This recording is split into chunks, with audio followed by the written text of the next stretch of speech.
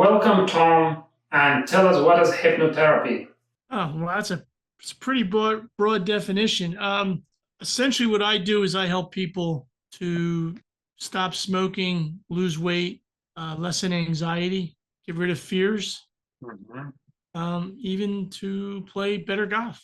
Wow. Anything working with the mind, that's what hypnotherapy is all about. So, if we go a little into broad definition, what is the difference between hypnosis and hypnotherapy? They're generally the same thing. Some jurisdictions require you to call yourself a hypnotist. Others require you to call yourself a hypnotherapist. Mm. But it goes hand in hand. And some of the stuff we do is not therapy. Stopping people from smoking, I don't think is considered therapy. Mm. Even weight loss. Mm. So then the terms are used interchangeably Right. And does hypnotherapy work on everyone? if they wanted to. Mhm.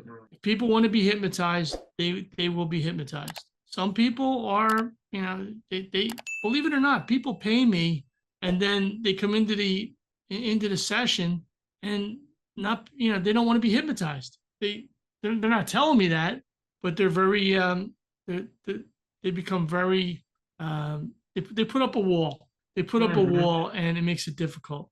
Um, I just had a woman to do that. She came out of the hypnosis session. She was there for fear of flying.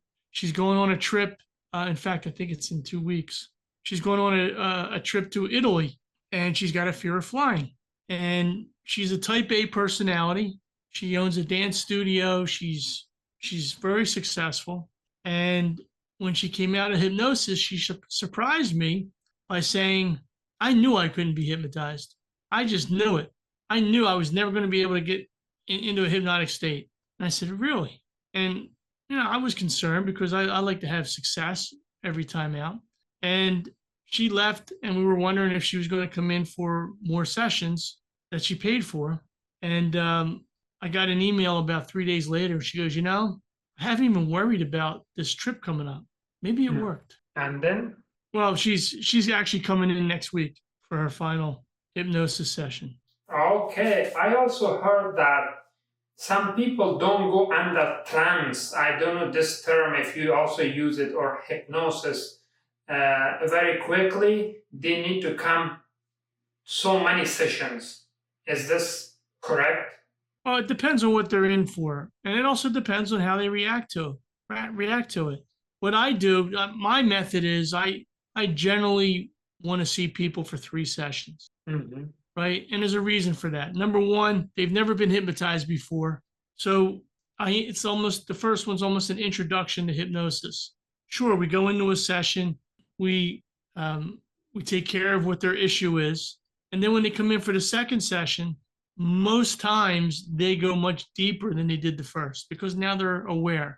And that's when we Mm-hmm. do most of the work in that second session. And the third session depends on what happens in the first two. Some people may need more sessions and they're given an opportunity to sign up for more. Some people, some people, that's all they need. And then they're done. Now, if I'm doing a good job, right, they're not going to come back to see me. It's one of the downsides of this job, right? If I'm successful, and I generally am, there's no need for them to come back unless another issue pops up. Mm-hmm. Like some hypnotherapists that hypnotize them for their business. Right. Yeah, I heard that. And also, what about the type A personality that you said?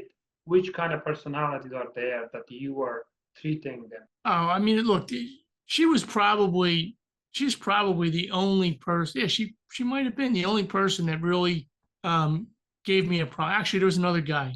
He gave me a problem too, and that was it. You know, I think I've done well over 1,100 sessions, and they're the only two that ever gave me a problem. And it's Mm. not. It's seriously, it's not my fault. It's they just Right. don't come in with the right mindset. They, if they're going to be, if they're going to be a little resistant to it, it's not going to work. It's not going to work. It's not going to help them. Right. But what makes them resistant? Like, is there a type of personality that they are aware of it, or this is something unconscious that they don't know, or is there some fear that they don't let themselves to go. Oh, that's a good point. That could be. It certainly could be. But if I can't break through to them with a hypnotic trance, I'm never going to get through to them, no matter what I do. Mm.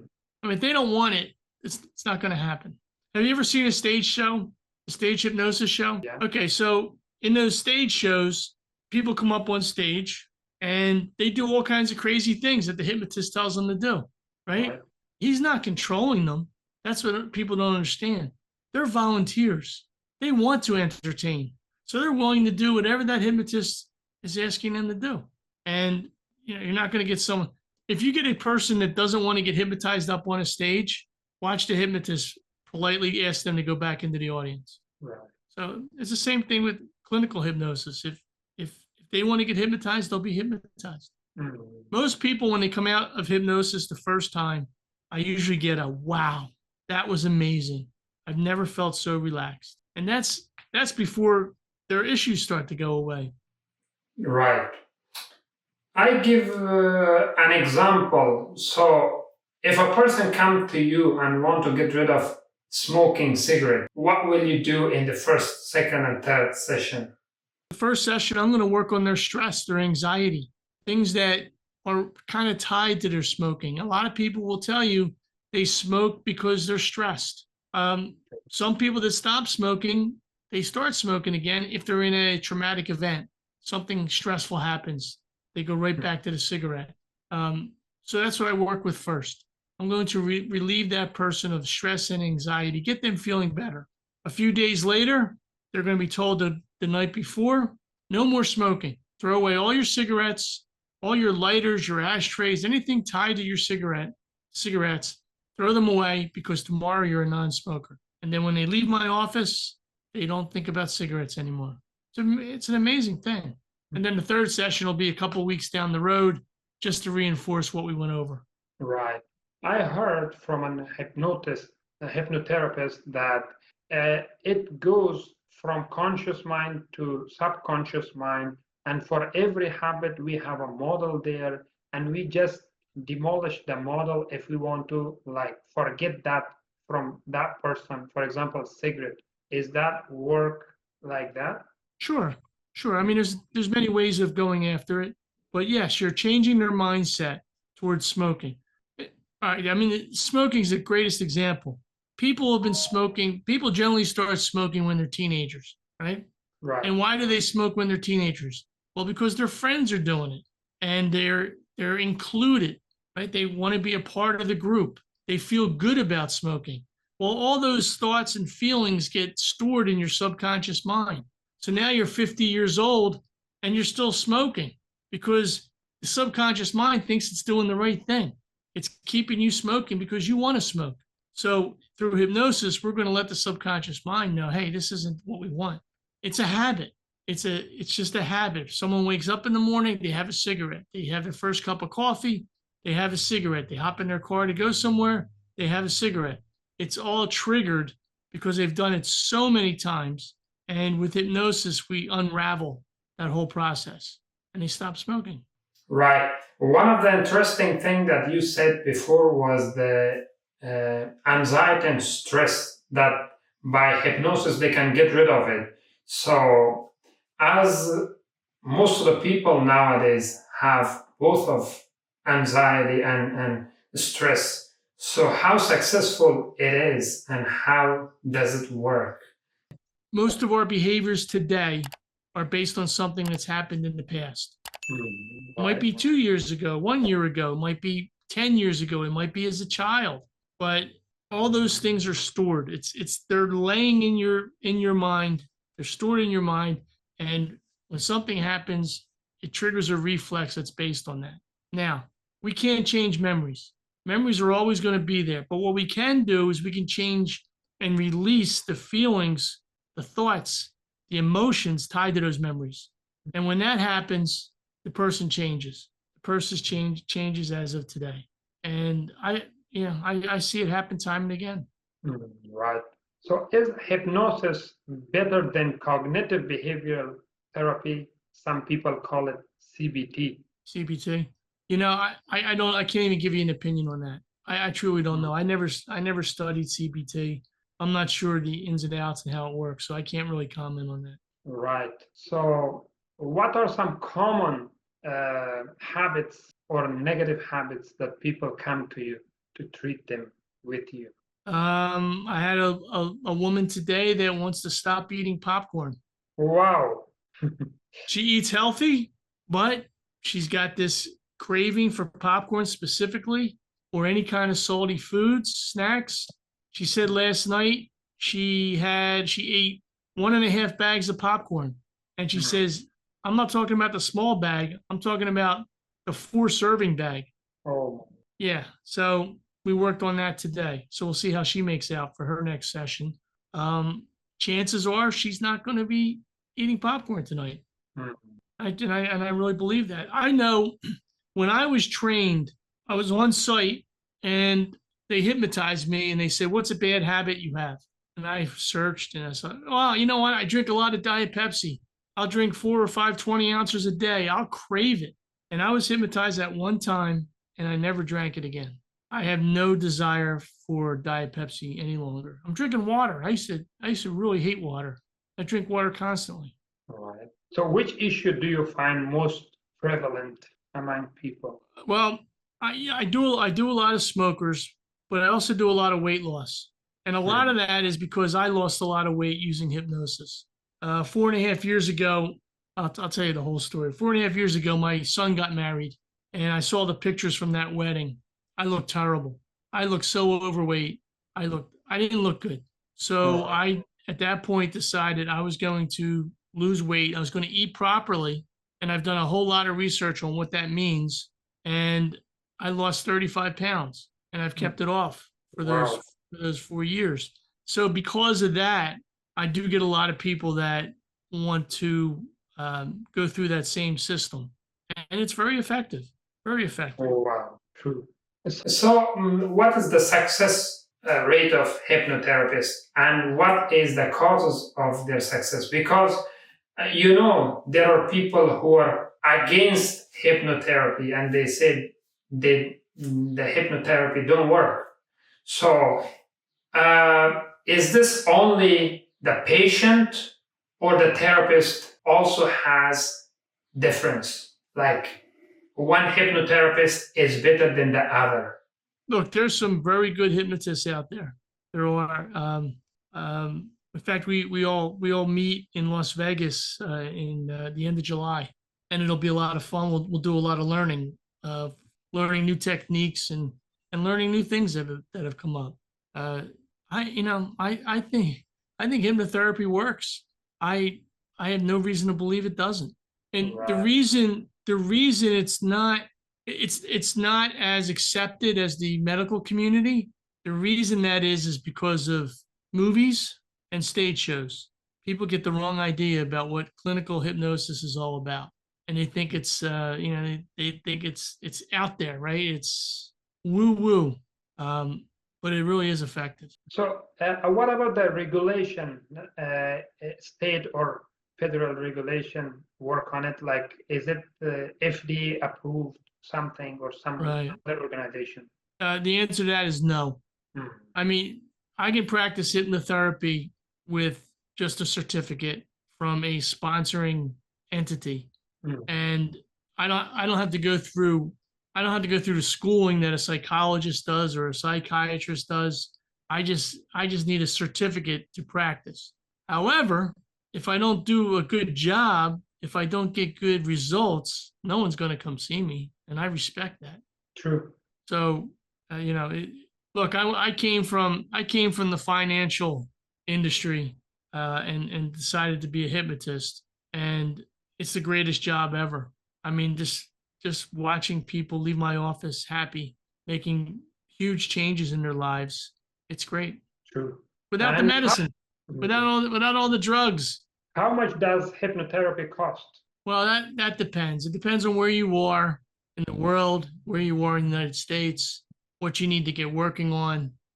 It's different for everybody. Some hypnotists they charge a lot of money and they say they do well. Me, I keep it at a a reasonable amount.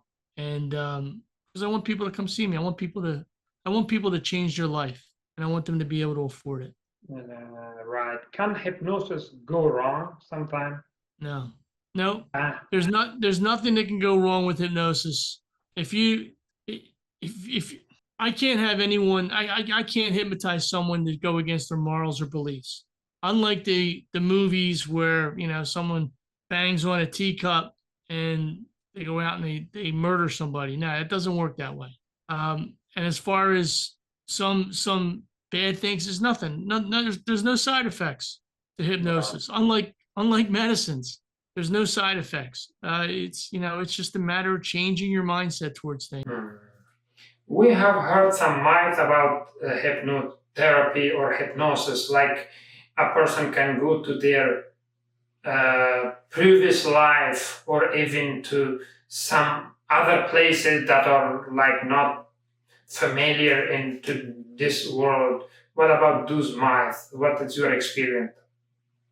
Had some small training on that. I actually had a guy come in and insist that I do a past life regression on him, and I did, and he was just fascinated by what he learned. I don't I don't necessarily believe in it myself, but you know he got something out of it. I probably saw him 2 or 3 times, and maybe he found an answer to a question he's had, and it came from a past life. I I don't go there. Right. Mm. So you don't go into it more. Or the Yeah, past life? yeah, onto past life and many more histories that even as you said, they can get the control of a person and do things on the person and so on and so forth. Well, okay. So I'll give you an example of almost what you're talking about, but not quite. I had a woman who has been sleepwalking for 10 years.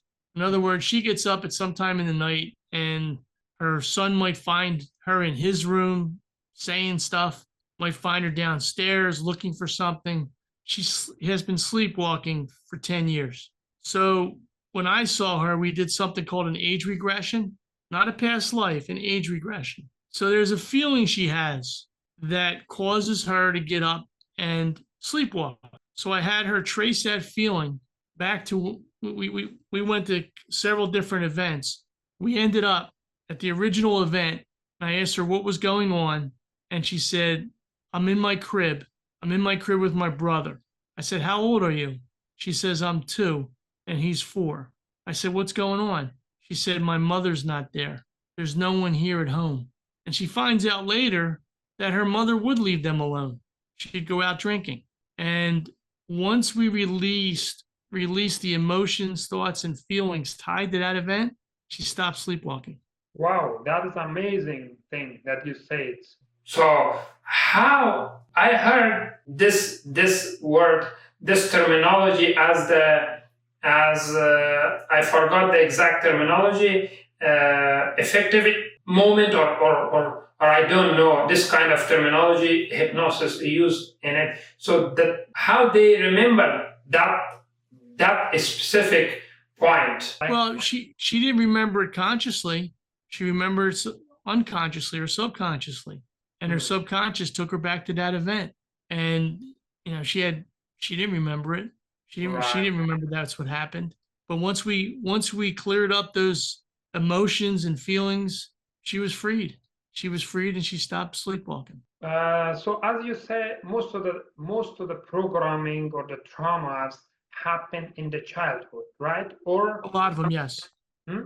A lot of them, yes. Not all of them, but there's a lot of them. That's when it happens. So there's another question, like if a person comes with a lot of traumas, I think we all have a lot of those kind of traumas, maybe hundreds of them. How do you know which one belongs to what?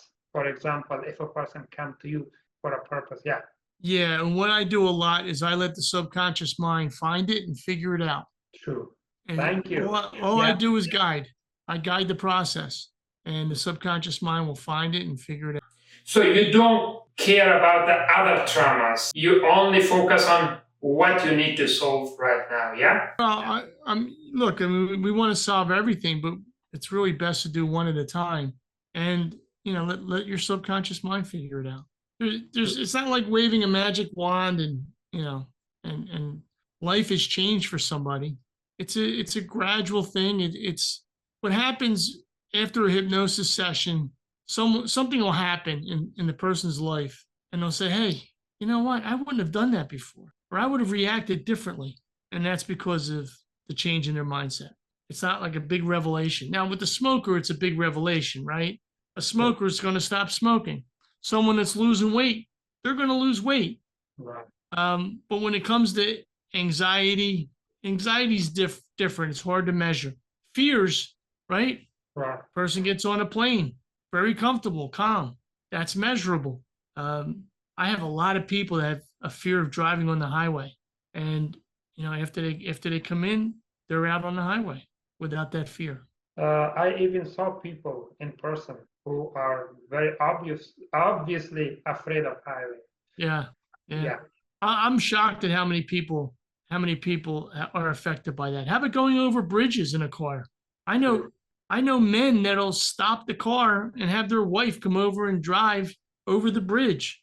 I mean, it's crazy, and it's all because something must have happened to them in their past. Wow. Some event had happened. Can't change the memory, but we can change the feelings and the thoughts, the emotions tied to that memory. So what about the hypnosis for wealth and success? Do you hypnotize or hypnotherapy people with the wealth and attracting success? These things, as they call it, is a mindset as well. Yeah, honestly, I don't attract those type of clients. I don't. I don't think I've really worked on someone. Well, I have, not in that sense that they're going to get wealthy or successful because they saw me as a hypnotist. I don't focus on that. It's again, it's difficult to measure for one, but there's something else. There's a reason why they're not reaching their goals. And that's what I'll focus on. Maybe it's just confidence. Maybe it's just confidence. And maybe we'll talk to them about visualizing where they want to be. Maybe they'll just imagine being wealthy. And a lot of times that could happen. How much do you trust on imagination? A lot. If you can imagine something, you can make it happen. You need to use your imagination as you're going into hypnosis. Let your conscious mind just imagine and kind of get out of the way so the subconscious mind is available for suggestions that are going to change that person's life. The imagination is very important, very important. What about other things like affirmations, subliminals, musics, different kind of musics and frequencies? Yeah, you're just talking about different ways of affecting someone's mindset. I deal in affirmations in a sense. I deal with positive suggestions, which are affirmations. It's all going to get you the same place. The real difference in my mind is that we're talking directly to the subconscious mind. So what is your recommendation for those who use affirmations and who are in favor of affirmations, but they don't know when to say their affirmations and where? Okay, let me explain this based on a model that I use, and a lot of hypnotists use it. It's the model of the mind. Okay, you have two minds. You have a conscious mind and a subconscious mind, right? You would agree with that. Right. Conscious mind's very small, right? New information comes in, old information's got to go out because you can't remember. You can't remember that much with your conscious mind. Difficult to memorize a telephone number, that kind of thing. Subconscious mind has all your data from the time you were conceived, has all your data. In between the two is something called the critical faculty. Critical faculty makes the decisions based on what's been learned over the years. So you want to stop smoking, and you tell yourself, I got to stop smoking. I got to stop smoking. It goes to the critical faculty, and the critical faculty analyzes it and says, hey, we like smoking. Don't you remember back when we were teenagers and you felt included? You loved smoking. Subconscious mind never gets that information. So in hypnosis, the theory is that the critical faculty moves aside. And when the critical faculty moves aside, we can make positive suggestions to the subconscious mind. Now, let me give you an example of that. Let's say you're watching a movie on TV and you're absorbed in the movie. Let's say it's a horror movie. You're absorbed in it. Your critical faculty's gone. You're in hypnosis. How do I know that? Because you're getting scared. Why would you get scared watching a horror show on a TV knowing that nothing's going to come out and harm you, but your critical faculty's not there to make that decision? You're in hypnosis. Now a commercial comes on. You don't pay a bit of attention to the commercial. No one ever does. Those suggestions are still going into your subconscious mind. Why? You're still in hypnosis. Now you go out shopping. Sure enough, you buy their product. That's the model of the mind. So we get the client in a nice, relaxed position, get them into a trance, their critical faculty moves aside, and we make positive suggestions to their subconscious mind. That's the difference between hypnosis, meditation, affirmations, that kind of stuff. So when a commercial comes in your example, so although we don't give any attention into it, how the critical mind let this happen? Like how? Critical faculty moves aside. In which time it moves aside? You're in a relaxed state. You're in a relaxed state. The critical faculty moves aside, just like it did when you were watching that horror show. It moved aside. Is this because of a tendency to do or an intention to say something, or no, just let everything go away, just relaxation, and it happens? Whatever is in background, our subconscious just observe it. Right. I mean, nothing gets to the subconscious mind without the critical faculty allowing it. Yeah. And the critical faculty is actually, look, there's no one that's cutting open your head and saying, okay, this is your conscious mind, it's your critical faculty. No, it doesn't exist. It's a model. And a lot of researchers say that the critical faculties develop from conception up until age 7. If you tell a 6-year-old that the boogeyman's around the corner, guess what? They believe it. They don't have that critical faculty developed that says, hey, no, I don't think so. They believe it. So that's our version of the mind model. So for them to use affirmation, of course, if they need help, they need to see hypnotherapists. But if they want to use by themselves, so they have to just relax, or you have a different. Well, believe it or not, you can get the same effect using self-hypnosis. You can hypnotize yourself. I do it all the time, right? I'll get myself into a nice relaxed state. My conscious mind will wander. And before I get into that state, I tell myself some positive suggestions. And in what you're talking about, affirmations. And while I'm in a hypnotic state, those affirmations will be processed. Right. Again, all theory. You've heard the saying that it takes 30 days to change a habit, right? Yeah, 21 days, I heard. Oh, that's right. It is 21 days. I'm sorry, 21 days. Well, it's because you got to keep hitting that critical faculty, keep hitting it until it finally gives in. That's the 21 days. We can do it in 0 days.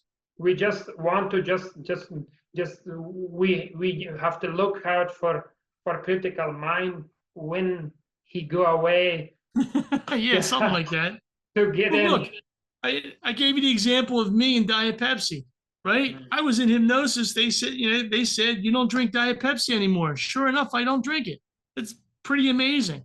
Now, if I wasn't in hypnosis and I said to myself, all right, you're not going to drink Diet Pepsi. God, guess what? That craving's going to be there.